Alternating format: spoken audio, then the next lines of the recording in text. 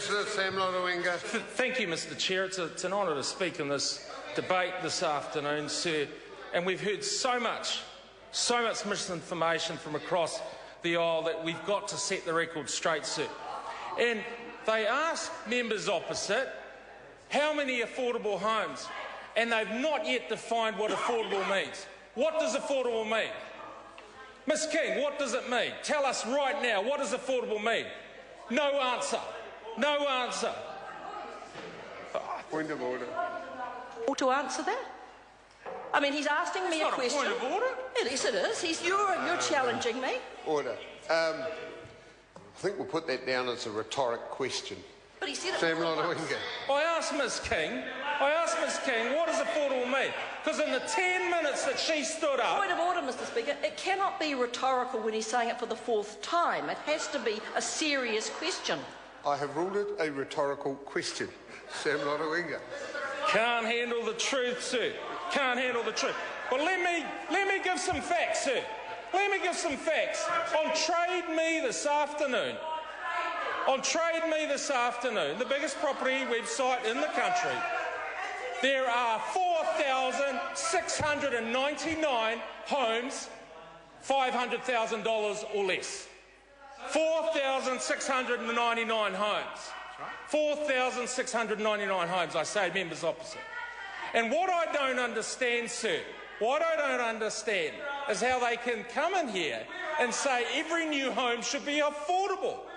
Well, when I grew up in South Auckland, people went into old homes. They didn't get into new homes. They went into flats in Mount Wellington. So I say to members opposite, in Mount Wellington, in my electorate, there are 34 homes, sub 500,000.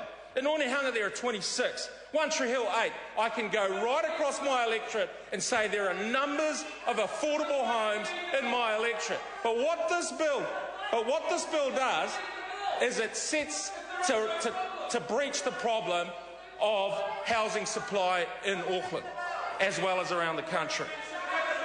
39,000 homes are required to meet demand over the next 3 years. 39,000, sir. And how many sections are available for development right now? Right now. I asked members opposite, how much? 14. Silence. Silence. Well, I've got 1,900. And that isn't going to quite cut the mustard, is it? So land supply, as has been recognised by the Minister, as has been recognised by the Treasury, by the Productivity Commission, is one of the biggest factors in bringing about, bringing about solving some of the issues around affordable homes in Auckland, too. But what is Labor's solution? And Mr Twyford says, what about me? What about me? Well, I'll tell you what they want to do. They want to ban foreigners from purchasing homes in New Zealand. And what are the facts around that? What are the facts? Well, the facts say that there are only 4% of foreigners purchasing homes. So they want to attack 4%. But in Auckland, Mr Prasad, you should know as well as I know, Mr Prasad should know, that 40% of Aucklanders are born overseas, like myself. So when I go under the Labour regime, I go to an auction, they're going to ask me for a passport. The xenophobic tendencies of that Labour opposition, sadly, has come to the fore. Because when it comes to winning votes, they will play the race card. Myself and 40% of other Aucklanders who turn up to auctions, who might look like foreigners, and they'll ask for passports. So I asked them, how are they going to implement that? And Jones is saying one thing. Mr Jones is saying one thing. Point of order. Phil Twyford. Mr Chairman, I'm worried that Sam Lotu-Iiga believes that he would be affected by the proposed ban on overseas speculators. No. What is the point of order? That's the debating point. If he's a non-resident, he cannot be a member of Parliament. Order. No, it's hardly a point of order. I'm not the Electoral Commission. So I think that we've had some reasonably floral examples from either side, and that's a debating point. Sam, take it as a badge of honour, sir, that 3 points of order. They're attacking me because they don't know the truth. That's right. Sir, coming back, sir. And what they don't understand, and they should talk to developers, talk to those on the front line. You know, talk to nurses, talk to educators, but talk in the housing sphere, talk to those that actually do the building. And when I spoke to two developers who want to build affordable homes in Manukau, who want to build affordable homes in Mangere, and they say to me, what are the issues? I asked them, what are the issues? Ms King, come and I'll introduce you to them. I'll introduce. And what they say is the delays around the RRMA, the costs of council around delays. That's what they say to me in terms of getting more houses built. And these are not small developments. One is a 1,500 house development in Mangere. And I challenge members opposite, come and have a look at these developments, sir. And what I object to, sir, as well, we heard the former Minister of Housing and the List MP in Nelson talk about freeing up of Crown land. Well, she lives in Nelson, but she's a List MP down there. She's freeing up land. Well, I asked her, because she was the minister that came to Tamaki, and I thought she understood at the time what that development was about.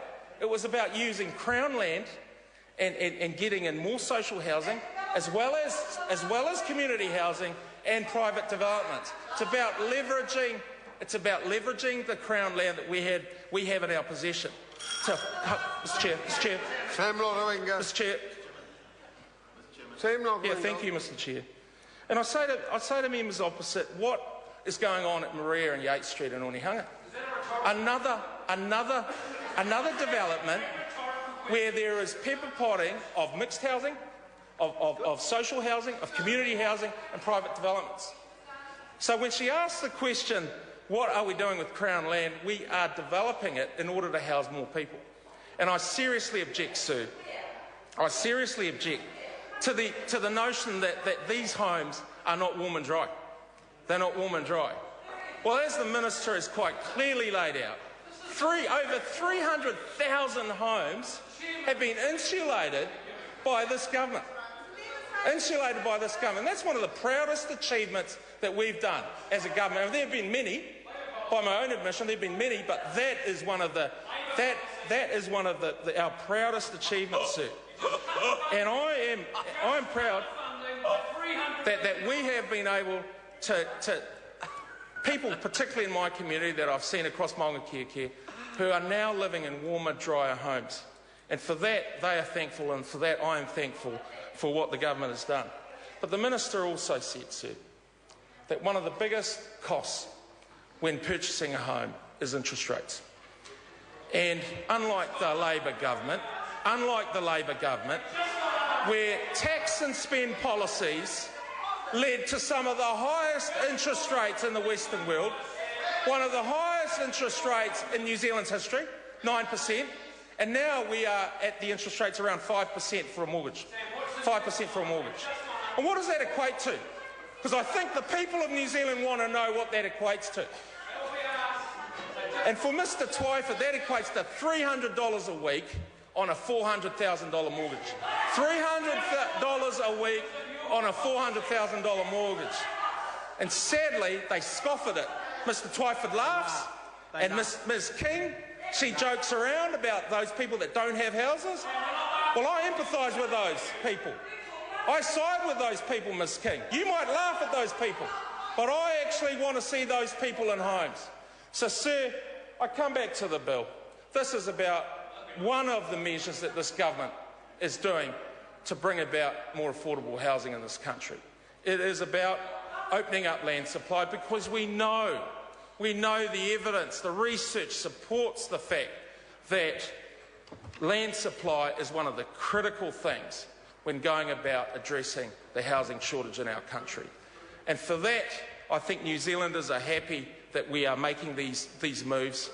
It saddens me today, sir, it saddens me that members opposite, right across this chamber, choose not to house more Aucklanders and more New Zealanders because it's about political ideologies across here. So I commend the Minister, I commend those in our government who are prepared to reach out to our local councils to work together, to unite about bringing about solutions that are going to be workable for New Zealanders in future. This bill is certainly to be commended. Sir William Seo.